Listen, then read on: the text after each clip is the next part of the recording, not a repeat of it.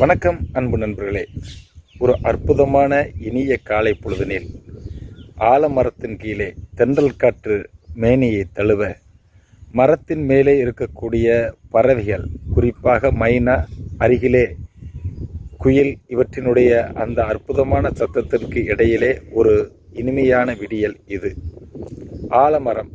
ஆலமரம் மனிதருக்கு கற்றுத்தரக்கூடிய ஒரு அற்புதமான பாடம் எதுவென்று கேட்டால், இளமையில் இருக்கக்கூடிய இந்த ஆலமரம் வயதாக ஆக அதனுடைய விழுதுகள் மண்ணிற்கு வந்து வேறாக மண்ணிற்குள்ளே இறங்குகின்றது.